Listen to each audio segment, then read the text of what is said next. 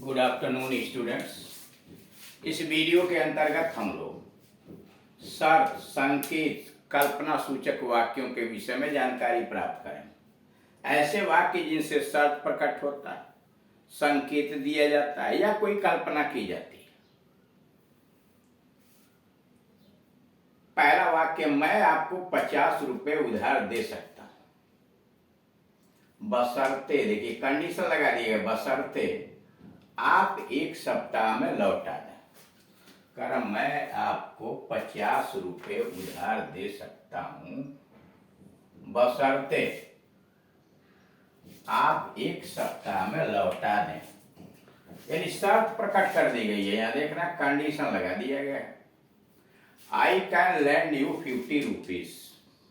I can lend you 50 rupees. मैं आपको 50 रुपए दे सकता हूं, उधार दे सकता हूं, provided you return it in a week. Provided you return in a week, अथवा दूसरा conjunction, provided that you return in a week.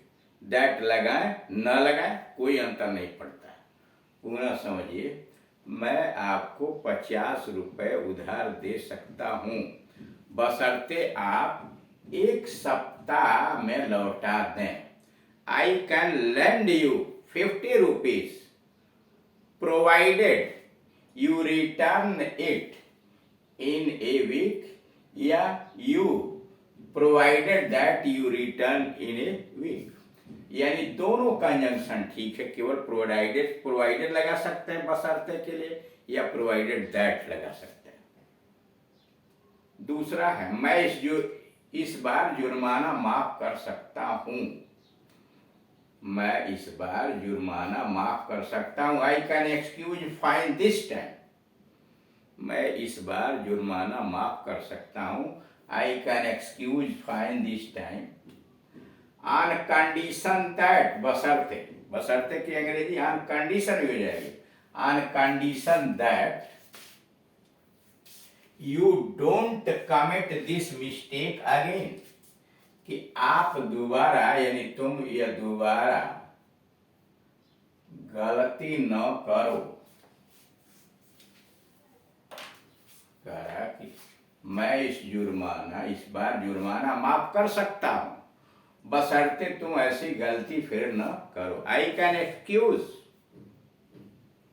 Fine this time on condition that you don't commit this mistake again. तुम दोबारा यह गलती नहीं करो। तीसरा है, आपको पुस्तक मिल सकती है, बशर्ते कि आप समय से लौटा दें। आपको पुस्तक मिल सकती है, बशर्ते कि आप समय से लौटा दें।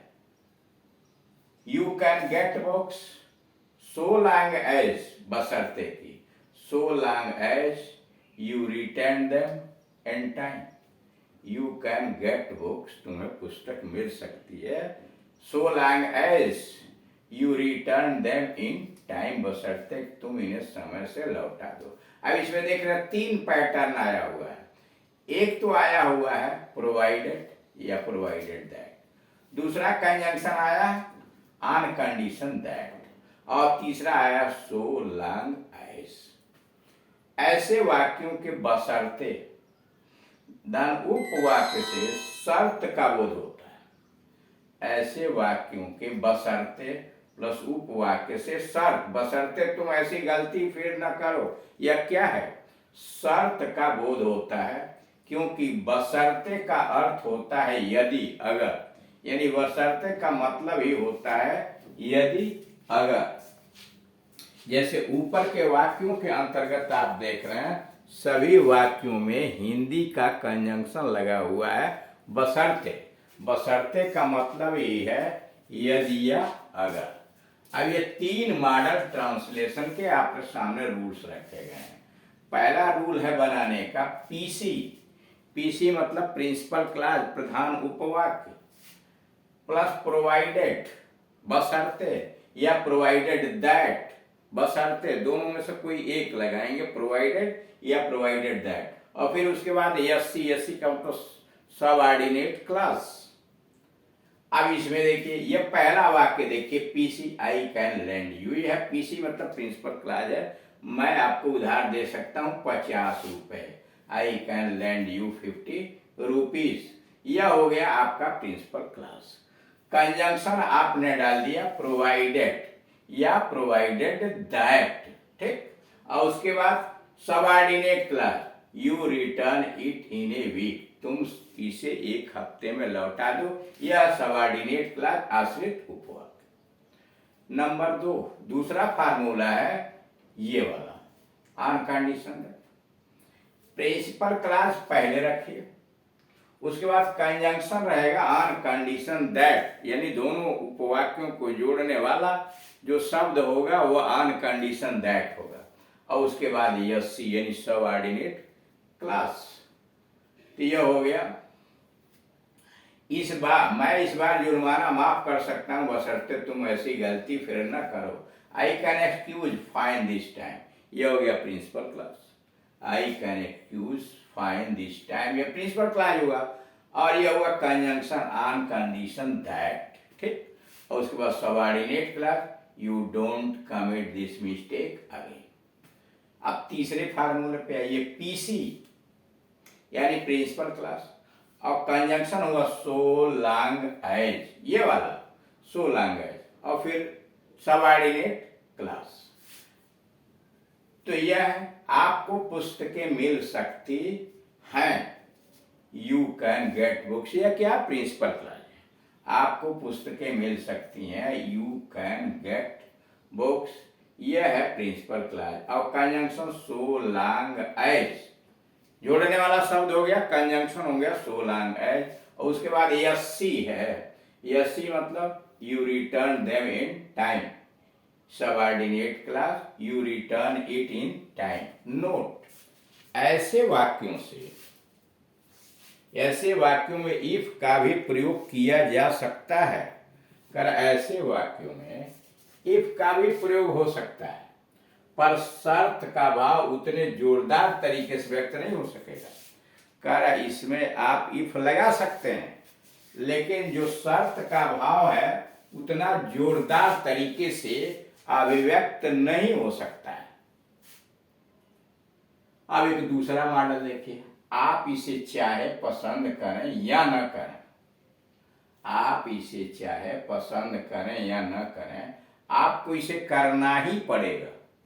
उसी वाक्य को सीधे लिख दिया, इसमें चाहे नहीं है, आप इसे पसंद करें या न करें, आपको इसे करना ही पड़ेगा। अभी क्या है, कार्य आवश्यक या धमकी समझ लीजिए, आप इसे पसंद करें न करें, आपको यह करना ही पड़ेगा। तो वेदर, इसको करते हैं वेदर आर से, whether you like it or not, whether you like it or not, you shall have to do it, whether you like it or not, आप इसे पसंद करते हैं या नहीं करते हैं, you shall have to do it। शायद इसलिए लगा कि धमकी दिया गया है, काम आवश्यक है, तो यू के साथ शायद लगा दिया गया। हम चावल खाएं या न खाएं, हम चावल खाएं या न खाएं, हम सभी भारतीय हैं, whether we eat rice or not, whether we eat rice or not, we are all Indians, we are all Indians, या वी ऑल आर इंडियंस, ऐसे भी आप कह सकते हैं, we are all Indians. We eat rice or not, हम चावल खाएं ना खाएं, वी आर ऑल इंडियंस। तीसरा, वह मुझे चाहे याद करे न करे, वह मुझे चाहे याद करे या न करे, मैं उसे कभी भी नहीं भूल सकता। उसी हिंदी को दूसरी तरह से लिख दिया गया है, वह मुझे याद करे या न करे, चाहे हटा दिया गया है इस वाक्य में, इसमें ऊपर वाले में चाहे था, इसमें चाहे नहीं है। वह मुझे याद करे या न करे, मैं उसे कभी भी नहीं भूल सकता। Whether he remembers me or not, whether he remembers me or not I can never forget him. Whether he remembers me or not I can never forget him. Number 4, तुम्हारे पास किताब हो या नहीं हो, तुम्हें पाठ तैयार करना ही पड़ेगा। तुम्हारे पास किताब हो या न हो, तुम्हें पाठ याद करना ही पड़ेगा। तुम्हारे पास किताब हो या न हो, तुम्हें पाठ याद करना ही पड़ेगा। इस हिंदी से चाय हटा दिया गया।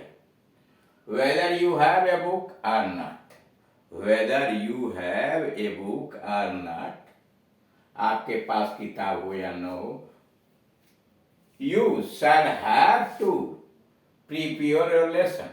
Whether you have a book or not, you shall have to prepare your lesson. ऐसे वाक्यों के दो भाग होते हैं। एक भाग एक में चाहे प्लस क्रिया प्लस या न प्लस क्रिया या क्रिया प्लस या न क्रिया का प्रयोग होता है। अर्थात इस भाग में दो या दो से अधिक क्रियाएं या न के द्वारा जोड़ी जाती हैं। जैसे तुम्हारे पास किताब हो या नहीं हो, ठीक, या न से जोड़ दिया गया है। दो क्रियाएं जोड़ी गई हैं और इसे शर्त का बोध होता है। तुम्हारे पास किताब हो या किताब नहीं हो, इसमें क्या है, दो क्रियाएं हैं और या से जोड़ दी गई हैं, इसी से शर्त ही प्रकट हो रहा है। दूसरे भाग से परिणाम का बोध होता है। दूसरा पार्ट जिस वाक्य का आता है कि तुम्हें पाठ याद करना ही पड़ेगा, यह परिणाम रिजल्ट दिखाता है। नोट, ऐसे वाक्यों का अनुवाद वेदर और नॉट के बदले आइदर और नॉट के द्वारा इस प्रकार नहीं कर सकते। यानी वेदर और नॉट के जगह पर आइदर और नॉट नहीं लगा सकते। Either you like it or not, you shall have to do it, यह सेंटेंस गलत है।